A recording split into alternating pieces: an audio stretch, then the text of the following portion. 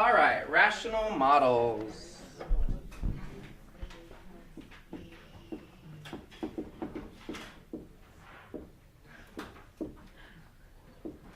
So these will be application type problems, and often it's dealing with maybe a population and growth or something along those lines. So I just want to jump right into the first example.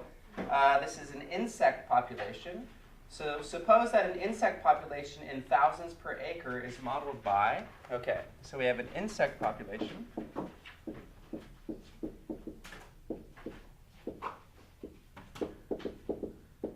In thousands per acre.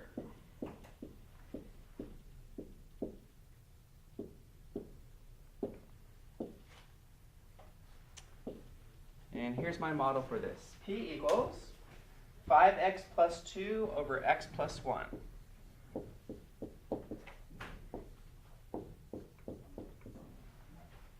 Okay. So again, this looks a lot like what we've been dealing with, right? It's basically a polynomial in the numerator and a polynomial in the denominator.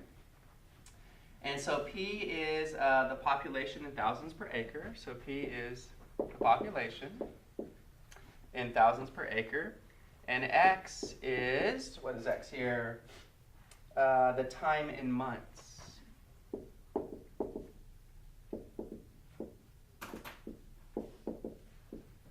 Okay? So if you supply me a time in months, I'm going to put that in for X, and then whatever comes out, that's going to represent the number in thousands per acre of this insect population. Okay? So the first thing that we're going to do is, the first question is that's asked is, what is the population for a certain number of months? Okay? So we're going to fill in a little table here where X is the number of months, and then P is our population. Okay? And so let's look at the X values they give us. So we have 0, 12, 36, 60, 0, 12, 36, 60, and 120. So this is time in months. And P again is population in thousands per acre. Okay? So to do this, it's basically filling in a table of values, right, or a chart of values. So we're going to let X be 0, plug that into that equation. Okay, and again, these numbers are going to get big pretty quickly as we move down. And I need you to tell me what the population is for each of these. Okay, so let's get started with the first one. If I plug in 0, I get 0 plus 2 divided by 0 plus 1, which is what? 2. Okay, so what is that saying? At the very start, after 0 months, we have 2,000 insects per acre. Okay, does that make sense? So this 2 represents 2,000 insects per acre. Okay, you guys go ahead and fill in the rest of these for me. And then let's take a look at how this population is working over time. So use your calculator here. So I'm going to put in 12 for X next.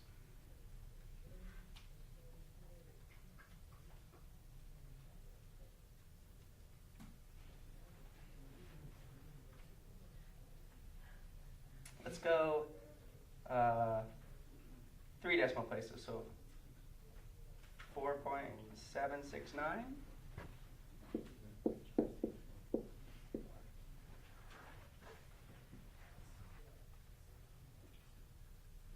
And let's do 36.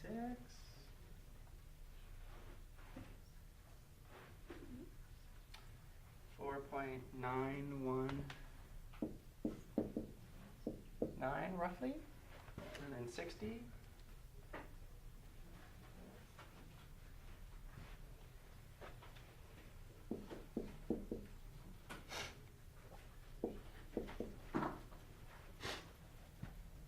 And finally 120.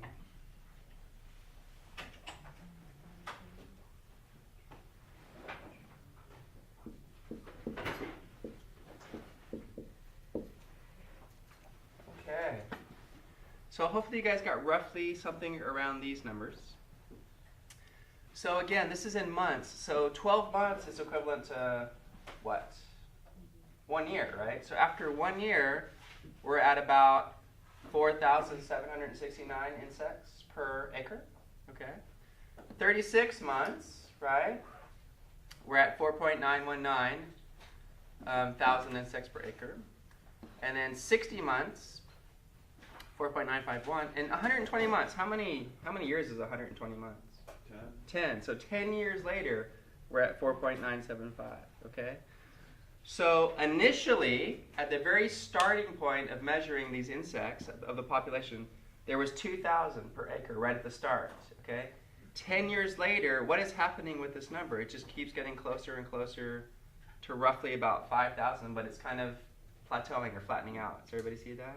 So we only started with 2,000 per acre at the very initial point, and then it grew over time, but 10 years later, we're still just a little bit under 5,000 insects per acre. Okay, does that make sense?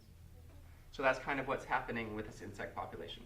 So a lot of these problems are going to ask you to fill in a table of values, and then they're going to start asking you questions. Okay, so let's see what our questions are now. Question number 1, what was the initial insect population? So, initial population.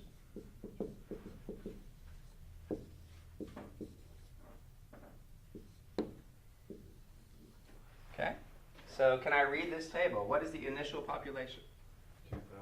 2,000, right? 2,000 insects per acre. So it's testing to see if you know that the initial population starts with time equals 0, and that this population is in thousands per acre. So 2,000 insects per acre would be the answer to that question. Okay. Okay, interpret the results. What happens to the population over time? Okay, we actually already did that one, right? So we initially start with 2,000. It increases to getting closer and closer to 5,000, but then just kind of levels off. So something along those lines in your words, okay? So what happens to the population over time? It starts at roughly 2,000 insects per acre and then starts to increase, but then kind of levels off, okay? Questions on that problem? Bless you. Thank you. All right, let's try another one.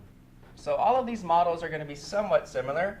We'll fill in a table of values, and then it's a matter of can we read what we're doing.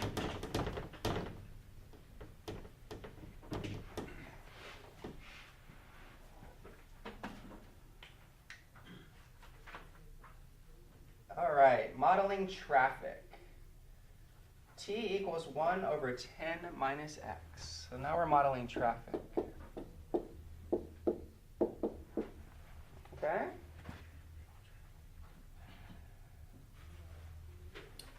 All right, it says suppose 10 cars per minute can pass through a construction zone. 10 cars per minute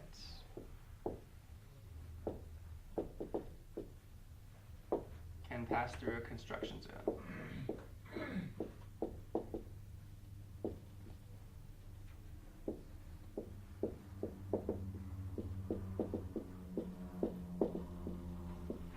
All right.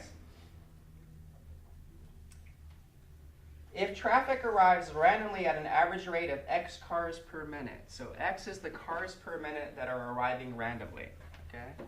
So x is the cars, bless you, per minute arriving randomly. Okay. X is the cars per minute that are arriving randomly. Then t is the minutes spent in time waiting in line to get through the construction zone. Okay? So t is the time in minutes waiting in line to get through the zone.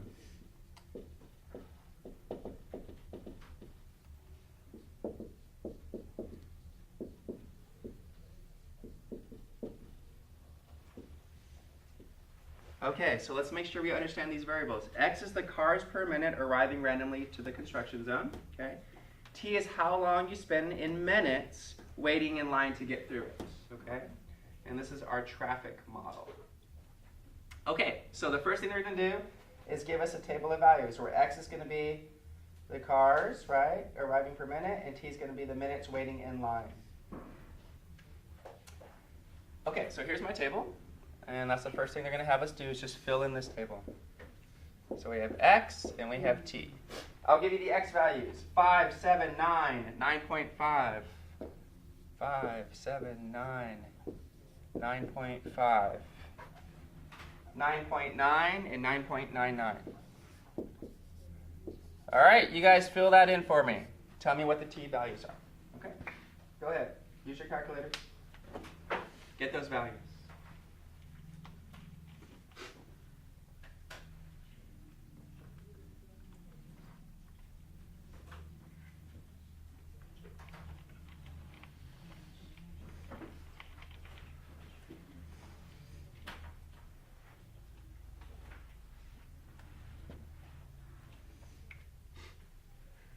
And as you're doing it, I'll fill it in too, so check with my answers.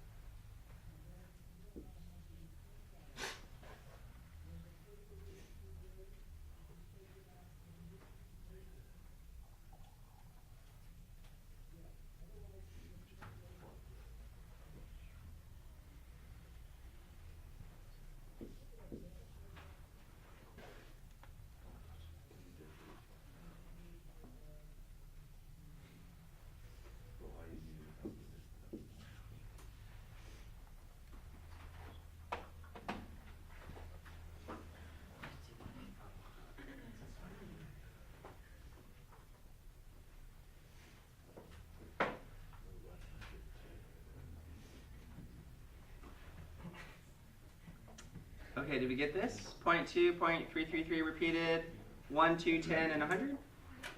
Okay, so now let's make sure we understand this. 10 cars per minute can pass through a construction zone. So 10 cars per minute, right? Not 10 cars total, but only 10 cars per minute can pass through a construction zone. If X is the number of cars per minute arriving randomly, so these are how many cars per minute are arriving randomly, not total, okay? T is how long in minutes they have to wait in line before they can get through the construction zone, okay?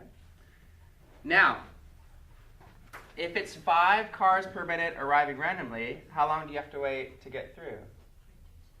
0.2, if this is in minutes, right? So 0.2 minutes, which is some really small number, right? That's not too bad at all. 7 cars per minute come, it's only about 0.33 minutes, okay? But now look, as we get closer and closer, when we have 9, it goes to 1, 9.5, it's 2. And look, as we get closer and closer to 10, look at how quickly the time starts increasing dramatically, okay? So 9.9, it's 10, 9.99, it's 100 minutes, all right? Now, question for you. How come we can't put x equals 10? What happens? 0 where? In the bottom, which we can't have, right? So that was restricted. Remember the first day when we looked at domain and restrictions? 10 is restricted from this, okay? So we can get closer and closer to 10, but we can't get to 10, all right? So as you get closer and closer, microscopically closer, this value here is just going to get astronomically bigger and bigger and bigger and bigger, okay? So that's how this works. Do we have any specific questions for this one? No, just to understand it. Okay, so do we understand that? Great, let's try one more. Fish population. So back to a population problem. Fish population.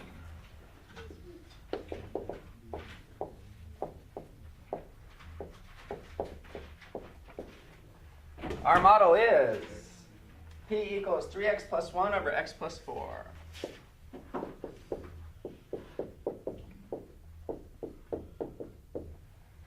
Okay. P is the population in thousands, so make sure we understand that. Population in thousands.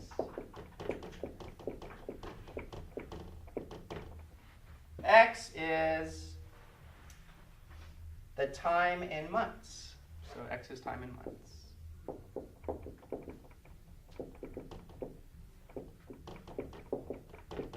Okay? So here's our setup. A small fish species is being introduced into a pond that they have previously not lived in. This is our model for what happens.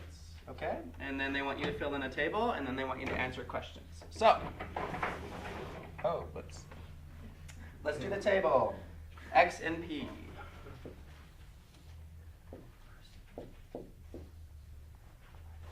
Zero, 6, 12.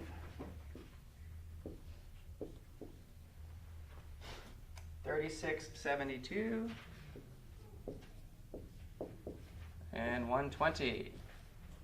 So again, this is time in months. X is time in months. You guys go ahead and fill out P, the population in thousands.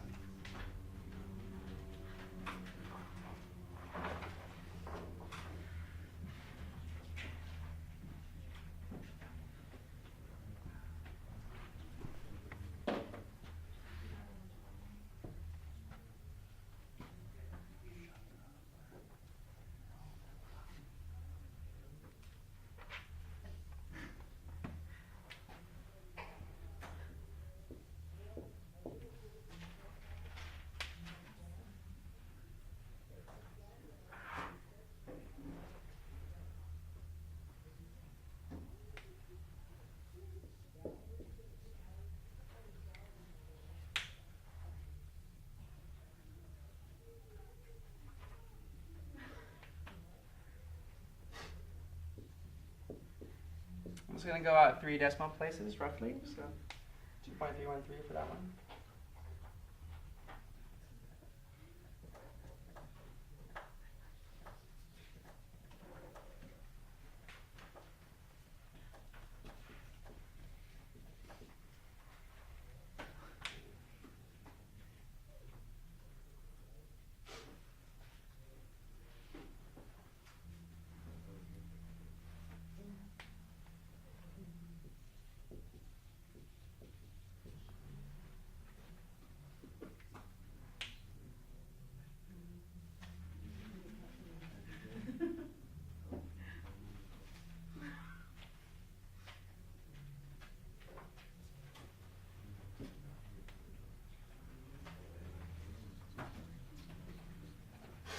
Okay. 0.25, 1.9, 2.313, 2.725, 2.855, 2.911. Okay. And again, 120 months, that's 10 years, guys.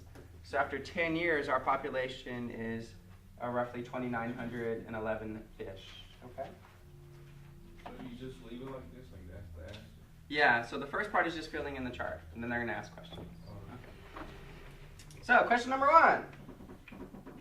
How many fish were initially introduced into the pond? So, initial population again.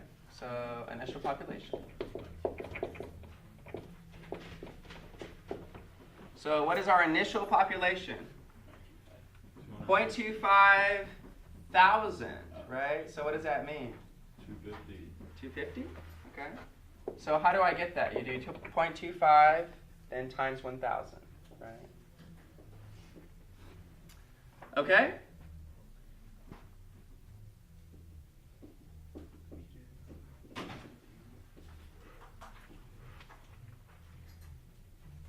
Okay, again, the next question is, in your own words, discuss what happens with the fish population over time. Okay, so what would you say? We started with throwing 250 fish in this pond, right? And then what happens? It increases. Yeah, it increases. And after, this is 10 years later, we're at roughly 2,900 fish. Okay, and it seems to be pretty leveled off at that point, right? Because 36 months, 72 months, 120 months, those are long segments of time. And we're roughly at 2,700, 2,800, 2,900 fish. Okay. That's it. Are there any questions on how we did these problems? So you guys will have to fill in a table, make sure you can interpret the results, then you'll have to answer questions, and then again interpret what happens with the over time. Okay? All right. That's the end of 7-1, finally.